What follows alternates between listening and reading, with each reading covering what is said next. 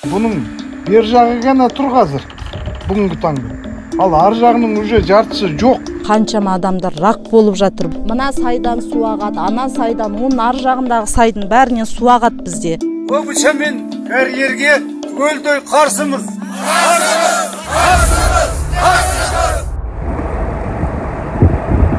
Қайнар бұлақтары көп, екі өзеннің басы қосылған Маралды ауылы орналасқан Алтай тауы сулы, нулы, қойнауы алтынға бай өлке.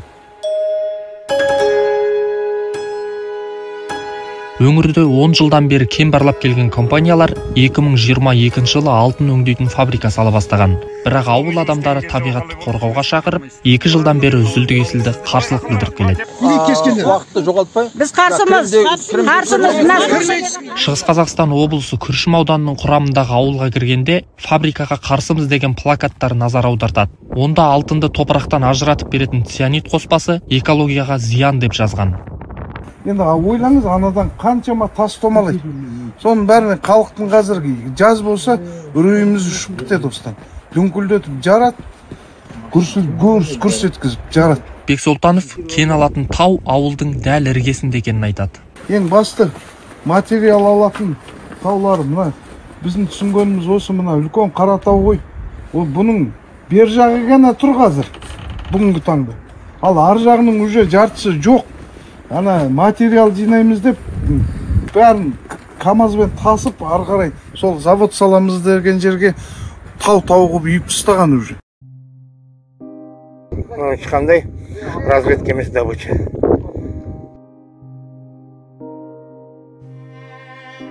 Алтынды цианидпен жуатын фабрика орны карьерге іргелес тағы бір таудың үстінде. Компания өкілдері цианид қосылған су арнайы бөгет ішінде қалады, бұлақтарға немесе жер асты суларына қосылмайды дегенді айтады. Бірақ маралдылықтар маңайға қар суымен жайылады деп алаңдайды. Олар көктемде кішкентай бұлақтар өзеннен бетер тасып, ауылды алып кетеді дейді.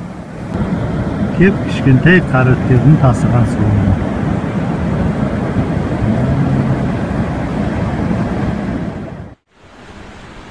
Маралды халқының жартысына жуығы ара шаруашылығымен шұғылданады. Омарташылар цианидті су буланып, шөпке қонады. Мұның араларға зияны тиюі мүмкін дейді. Ара енді сондай сезімталдығы сондай ол. Кішкене мына неден даже кішкене нәрсені бәрін сезіп отырады. Одан кейін мыналардың қыстай жарыса, ара неден зимовкадан дұрыс шықпайды. Әділ Қожақов ара ұстайды. Ол кәсібінен айырылғысы келмейді. Біз залаттардан ешқандай көмек сұрамаймыз. Бізге тыныштық керек только. Ауылымыздың мына екі өзеніміз болғанбасын, осындай тамаша табиғатымызды болғанбасын деп. Қаншама қызыл кітапқа кірген аң құстар бар, қаншама шөптер бар. Солардың бәрі рауғаш деген нелер бар. Өзі көрсеттік біз 6-7 түрін. Соның бәрі тура сол фабрика салып жатқан жерлер, соның бәрін күреп бульдозермен жоғалтып жатыр олар. Маралдылықтар компания жеріне жақын аумақтан рауғаш өсімдігі мен таушымылдық гүлдерін көріп, фото-видеоға түсірген. Фабрика орнындағылары күреліп кеткен болуы мүмкін дейді. Олардың шағымнан кейін экология министрлігі өсіп тұрған өсімдіктерді қорғауға алғанын айтқан. Ал компания өкілі Марат Аусабаев бұл туралы былай дейді. Ол маңайда бар, бірақ біз жұмыс істеп жатқан жерде жоқ. Ол маңайда бар. Бізде жаңа жұмыс істеген жерде біз баннерлар іліп қойдық. Егер ондай жұмысшыларға арналған не болатын болса, оны қорғауға алыңдар, онда оған тиісуге болмайды деген біз баннерлар іліп қойдық. Карьердегі жарылыс аң құстарды да үркітуі мүмкін дейді маралдылықтар. Көрдіңдер ме? Маралды не істеу керек? Атпау керек, қорғау керек. Компания өкілдері фабрика су көзінен рұқсат етілгендей 500 метрден алыс орналасқан дейді. Бірақ ауыл адамдары кейбір бұлақтар кәсіпорынға одан жақын екенін, көздер бітеліп қалғанын айтып дабыл қағады. Өне жаңағы бұлақ, жауып тастаған бұлақ. Бұлақ осы жерде болғаннан. Жол салып тастаған көлден. Охрана будка менен помпалар бар, өзінше бұлақ жоқ деп. Кәшеттеп алып тастамақшы сорып. Компания директоры Марат Аусабаев ауыл адамдары қандай суды айтып отырғанын білмейтінін айтты. Ол маралды тұрғындары жалған, дәлелсіз ақпараттың жетегінде жүр. Сол себепті компания адамдарының уәжіне құлақ асқысы келмейді деп есептейді. Ол адамдар қарсы болғаннан кейін жаңа адамдарды қорқыту үшін немесе жалған ақпарат беру үшін бұндай көп ақпараттар таратып жатыр.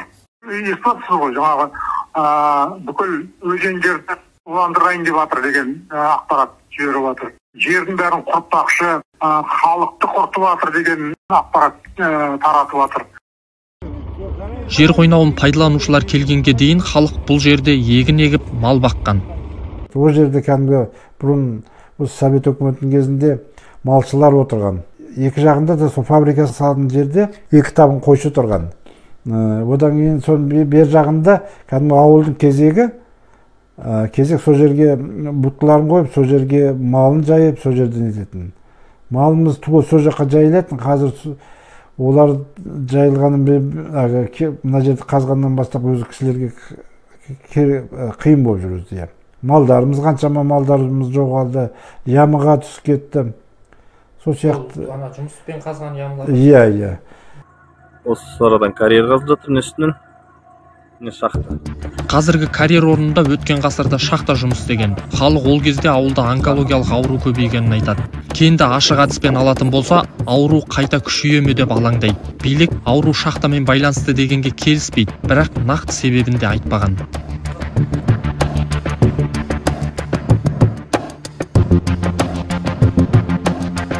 Бұл тауда кезінде, Союз кезінде шахта болған, орыстар істеген.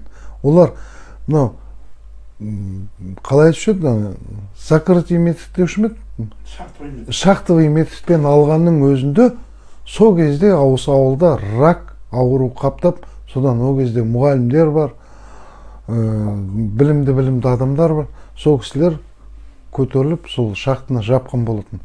Қазір бұл алтын бар жерде өздеріңіз білесіздер, уран бар, радиация бар, тіпті цианидпен жумағанның өзінде ауа өте ластанады. Қаншама адамдар рак болып жатыр бұл жерде. Оны да дәлелдедік. Совет үкімет кезінен қалып қалған шахталарды да көрсеттік. Оны да айтып жатыр. Оның бәрі сендердікі емес, баяғы одан емес дегенде. Ол открытый шахта жатыр ғой. Шығыс Қазақстан облыстық өлкетану музейінде жұмыс істейтін геолог әрі биолог Сергей Стариков аймақты жиі аралайды. Ол Совет одағы кезінде Күршім ауданындағы алтын кеніштерінде жұмыс істеген. Стариков Күршім ауданында алтын өткен ғасырдың 1920-1960 жылдар аралығында белсенді өндірілген. Күршім деген трест жұмыс істегенін айтады. Сол кезде шахтадағы бұрғылау жұмыстары онкологиялық аурулар тууына әсер етті. Болашақта бұрғылау кезінде де өршуі мүмкін дейді. Онкология могла быть из-за вот этих бурильных работ. Онкология шахтадағы бұрғылау жұмысынан пайда болған болуы мүмкін. Силикоз деп атайды, яғни бұрғылағанда шығатын жеңіл ұсақ дисперсті шаңнан ағза уланады. Мұндай жағдай Марқакөл жақтағы 1956 жылы жабылған Маңға кенішінде де болған. Сол кезде көп жерде кеніштер жабылды. Әрине онкология пайда болғаннан кейін жапқан жоқ, тек алтынның мөлшері азайды. Сол кезде техниканың күші жеткіліксіз, жұмыс істеу тиімсіз болды. Ал қазір мүмкіндік бар.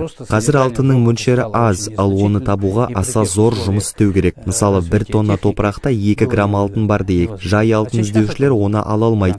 Қуатты техникасы бар үлкен кәсіпорындар ғана бүтін тауды ұсақтап, цианид араластырып, алтынды алып шыға алады. Тіпті 1 тоннада жарты грамм алтын болса да өндіреді. Ауқымды жерді жайпап тастайды. Мұндай нәрсе бұрын ешбір отарлаушының түсіне де кірмеген. Никаким колонизаторам это даже не снилось.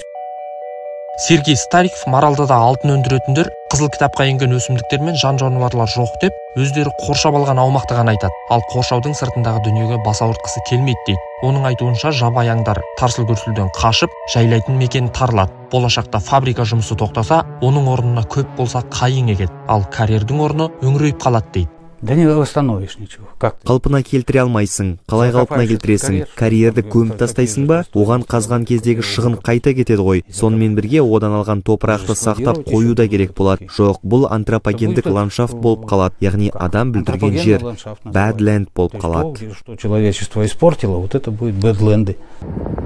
Маралдыға халықтың шақыруымен тәуелсіз экологтар барған. Солардың бірі Лаура Маликова халықтың алаңдауын негізді дейді. Цианидтің қолданылуы да бұл судың жаңағы жоғары таудан ағып, сол жаңағы алтын өңдеуші компанияның жасап жатқан площадкасы жоғарыда орналасқан, сол жерден ағып түсіп, жаңағы төменде орналасқан ауылға, сол ауыл ішіп отырған суға келіп құятын өз көзіммен көргеннен кейін бұл жобаның халықтың денсаулығына, қоршаған ортаға үлкен орасан зор зиян алып келетініне көзім жетті. Егер де бұл жоба мысалға жазық далада Ақмола облысындағы жобалар сияқты болатын болса, ол жерде мүмкін рисктері аз болушы еді және ондай рисктарды басқаруға мүмкіндік болушы еді. Ал мына жағдайда, Маралдының жағдайында, бұл жаңағы алтын өндіретін компанияның қазып тастаған жерлері де, жаңағы фабрикасы да барлығы тура таудың төбесінде орналасқан. Халық Маралды жерін Катонқарағай ұлттық паркіне немесе Марқакөл қорығына қосуды сұрайды. Маралдыға барған ғалымдардың тағы бірі Светлана Могилюк. Айтуынша алтын өндірушілер ауылдың үстіндегі 1300 метр биік тауды қазып жарады. Мұндай биіктен су екпінмен құлап ағады. Сондықтан апатты жағдай бола қалса, ластанудың салдарын жою ықтималдығы өте төмен. Ал аққан су бірден халық мал мен бақшасын суаратын өзенге құяды.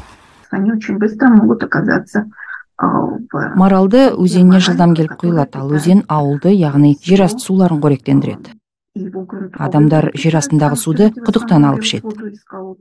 Ал жер бетіндегі сумен мал суарады. Сондықтан қатер өте жоғары.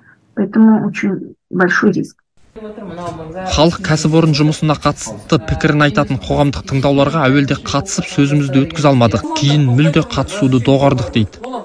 Көптеген тыңдауларға бізді қатысты деп, кісі санын оларға қатыссаға не болды екен. Сен қарсысың ба, қарсы емессің ба, жоқ, оны санамады. Біздің сан жүйемізді ғане міне алдарынан өттік болды деп, сөйтіп олар бәрі қаншама тыңдауды өткізіп алдық.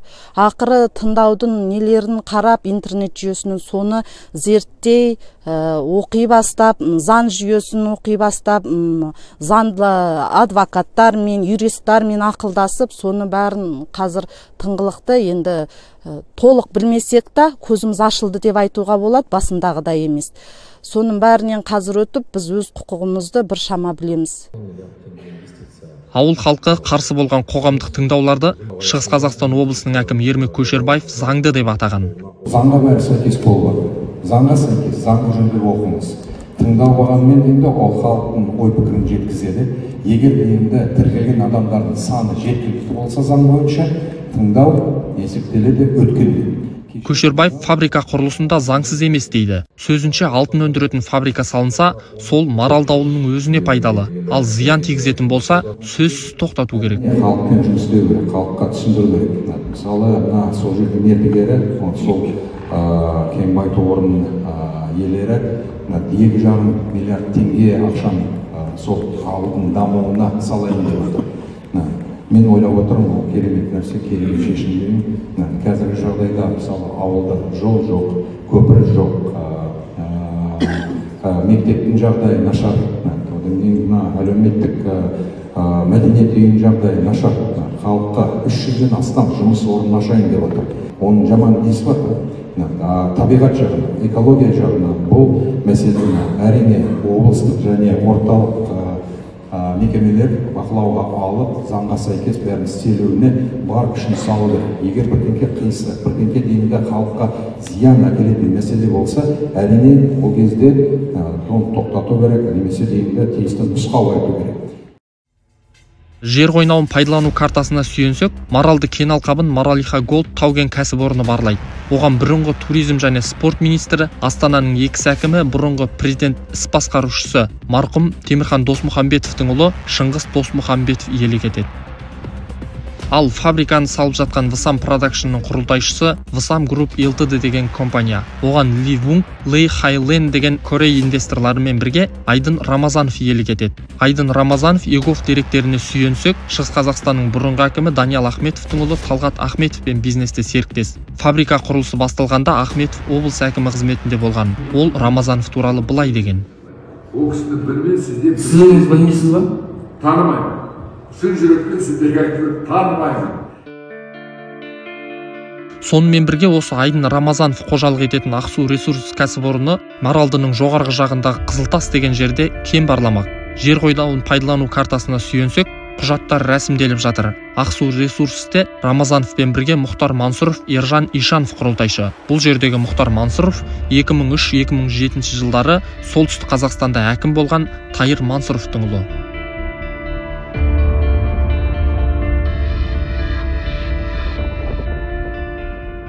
Қасым Жомарт Кемелұлы Тоқаевқа айтарым, енді осыны сіз ғане тоқтата аласыз. Сіз ғане осы сіздіге приемға кірек десек те кіре алмай жатырмыз. Тұрғындар ашық әдіспен алтын өндірмеуді және фабрика салуды тоқтатуды сұрап, президент Қасым Жомарт Тоқаевқа бірнеше үндеу жолдаған. Президент ашық жауап бермеген. Наразылықтан кейін былтыр мамырда облыс билігі фабрика құрылысын уақытша тоқтатқан, бірақ болашақта салынуына тыйым жоғын білдірген. Тасқын Болатұлы, Санат Нұрбеков, Азаттық ТV.